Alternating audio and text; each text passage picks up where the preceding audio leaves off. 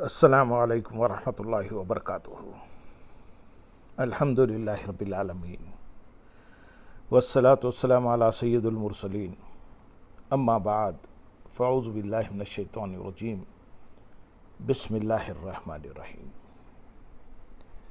برادران عزیز و معزز خواتین، آج کی اس نشست میں سورۃ آل عمران کی آیت نمبر 190 اور 190 کا ترجمہ و تفسیر پیش کرنے کی سعادت حاصل کی جائے گی۔ وَلِلَّهِ مُلْكُ السَّمَاوَاتِ وَالْأَرْضِ وَاللَّهُ عَلَى كُلِّ شَيْءٍ قَدِيرٌ۔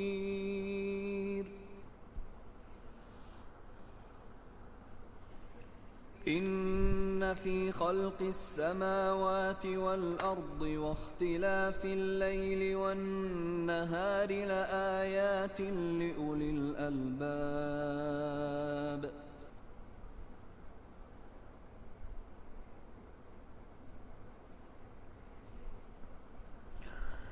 اور اللہ ہی کے لیے آسمانوں اور زمین کی بادشاہی ہے، اور اللہ ہر چیز پر قادر ہے۔ وَلِلَّهِ مُلْكُ السَّمَاوَاتِ وَالْأَرْضِ، اور اللہ ہی کے لیے آسمانوں اور زمین کی بادشاہی ہے۔ اس آیت میں ان گستاخوں کا رد کیا گیا ہے جنہوں نے کہا تھا کہ اللہ عز و جل فقیر ہے۔ ان کے رد میں فرمایا گیا کہ جو زمین و آسمان کے دائرے میں آنے والی ہر چیز کا مالک ہے، اس کی طرف فخر کی نسبت کس طرح کی جا سکتی ہے۔ یہاں ہم اللہ تعالیٰ کی عظمت و شان سے متعلق ایک حدیث قدسی ذکر کرتے ہیں، جس سے ان گستاخوں کی جہالت اور اللہ تعالیٰ کی شان مزید ظاہر ہوتی ہے۔ چنانچہ حضرت ابو ذر رضی اللہ تعالیٰ عنہ سے روایت ہے، نبی کریم صلی اللہ علیہ وسلم نے فرمایا، اللہ تعالیٰ ارشاد فرماتا ہے، اے میرے بندو، میں نے اپنے اوپر ظلم کو حرام کیا ہے، اور میں نے تمہارے درمیان بھی ظلم کو حرام کر دیا، لہذا تم ایک دوسرے پر ظلم نہ کرو۔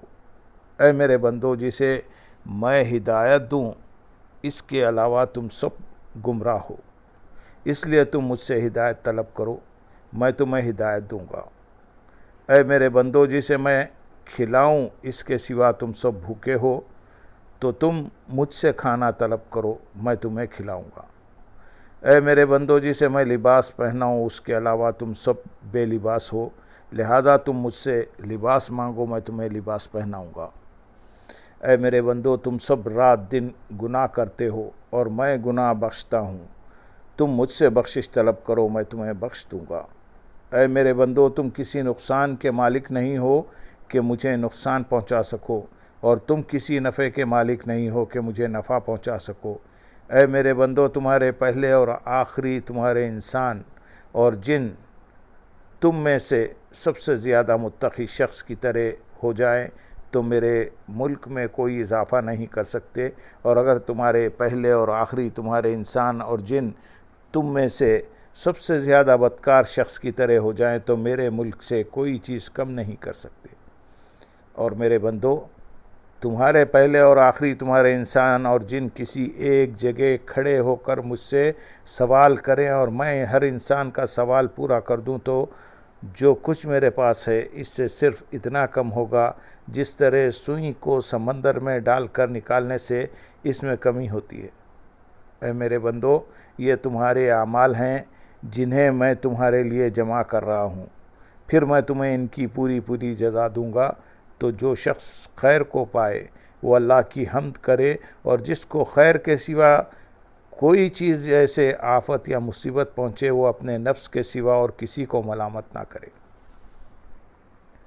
آیت نمبر 190 میں ارشاد ہے، بے شک آسمانوں اور زمین کی پیدائش اور رات اور دن کی باہم تبدیلی میں عقل مندوں کے لیے نشانیاں ہیں۔ حضرت عبداللہ بن عباس رضی اللہ تعالیٰ عنہ فرماتے ہیں، میں حضرت میمونہ رضی اللہ تعالیٰ عنہ کے گھر رات میں ٹھہرا، اور اس دن سرکار دو عالم صلی اللہ علیہ وسلم بھی ان کے ہاں آرام فرما تھے۔ جب رات کا تہائی حصہ گزرا تو آپ صلی اللہ علیہ وسلم بیدار ہوئے، پھر آسمان کی طرف نظر اٹھا کر ان آیات مبارکہ کی تلاوت فرمائی۔ ایک روایت میں ہے کہ تلاوت کے بعد ارشاد فرمایا، اس پر افسوس ہے جو یہ آیت پڑھے اور اس میں غور نہ کرے۔ اس آیت سے معلوم ہوا کہ علم جغرافیہ اور سائنس حاصل کرنے میں ثواب ہے، جبکہ اچھی نیت ہو، جیسے اسلام اور مسلمانوں کی خدمت یا اللہ تعالیٰ کی عظمت کا علم حاصل کرنے کے لیے، لیکن یہ شرط ہے کہ اسلامی عقائد کے خلاف نہ ہو۔ اس آیت مبارکہ میں آسمان و زمین کی تخلیق میں قدرت الہی کی نشانیوں کا فرمایا گیا ہے، لہٰذا اسی کے پیش نظر اس تفکر کی ایک جھلک آپ کے سامنے پیش کرتے ہیں۔ حجت الاسلام امام غزالی رحمۃ اللہ علیہ فرماتے ہیں، قدرت الہی کی چھٹی نشانی آسمانوں ستاروں کی مملکت اور ان کے عجائب میں ہے، کیونکہ جو کچھ زمین کے اندر اور روئے زمین پر ہے وہ سب کچھ اس کے مقابلے میں کم ہے۔ آسمان اور ستاروں کے عجائب میں تفکر کرنے کے لیے قرآن پاک میں تنبیہ فرمائی گئی ہے۔ چنانچہ ارشاد فرمایا، اور ہم نے سورۃ الانبیاء آیت نمبر 32 میں، اور ہم نے آسمان کو ایک محفوظ چھت بنایا اور وہ لوگ اس کی نشانیوں سے منہ پھیرے ہوئے ہیں۔ دوسری جگہ سورۃ مومن آیت نمبر 57 میں ارشاد فرمایا، بے شک آسمانوں اور زمین کی پیدائش آدمیوں کی پیدائش سے بہت بڑی ہے، لیکن بہت لوگ نہیں جانتے۔ تو تمہیں حکم دیا گیا ہے کہ زمین و آسمان کی تخلیق میں غور و فکر کرو۔ آسمان کی نیلاہٹ اور ستاروں کی ٹمٹماہٹ کو دیکھ لینا غور نہیں کہ یہ تو جانور بھی دیکھ لیتے ہیں،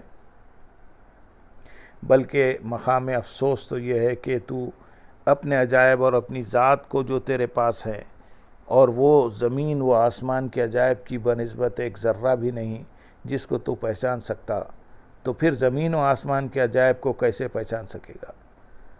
تجھے بتدریج معرفت کے درجات پر ترقی کرنی ہے۔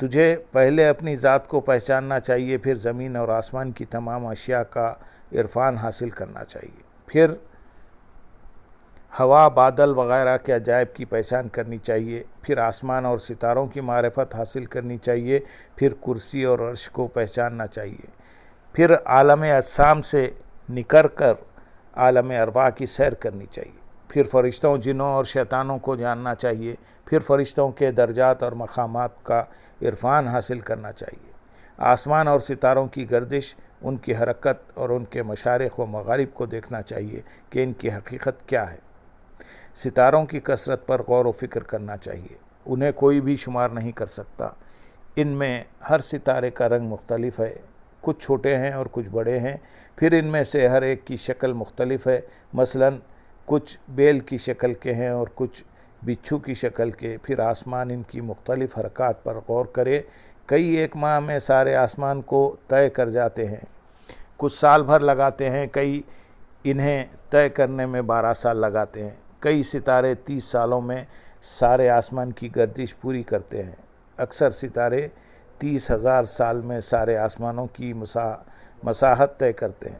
جب تو نے زمین کے کچھ عجائبات کو جان لیا تو یہ بھی سمجھ لے کہ عجائبات کا فرق ہر ایک چیز کی شکل کے اختلاف کے مطابق ہوتا ہے، کیونکہ زمین اگرچہ اتنی وسیع ہے کہ کوئی اس کی حد کو نہیں چھو سکتا، مگر سورج زمین سے بڑا ہے۔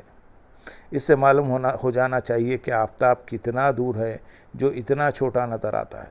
یہ بھی معلوم ہوا کہ وہ کتنی تیزی سے حرکت کرتا ہے کہ آدھی ساعت میں آفتاب کا تمام گھیرا زمین سے نکلتا ہے۔ یوں ہی آسمان پر ایک ستارہ ہے جو زمین سے 100 گنا بڑا ہے، وہ بلندی کی وجہ سے چھوٹا نظر آتا ہے۔ ایک ستارہ اگر اتنا بڑا ہے تو سارے آسمان کا اندازہ لگائیں کہ وہ کتنا بڑا ہوگا۔ ان سب کی عظمت و بزرگی کے باوجود تیری نگاہوں میں چھوٹا کر دیا گیا تاکہ تو اس سے مالک حقیقی کی عظمت و فضیلت سے آگاہی حاصل کر سکے۔ اللہم صلی علی سیدنا محمد وعلی آل سیدنا محمد وبارک وسلم، وآخر دعوانا ان الحمدللہ رب العالمین، سبحان ربک رب العزت عما یصفون، والسلام علی المرسلین والحمدللہ رب العالمین۔ السلام علیکم ورحمۃ اللہ وبرکاتہ۔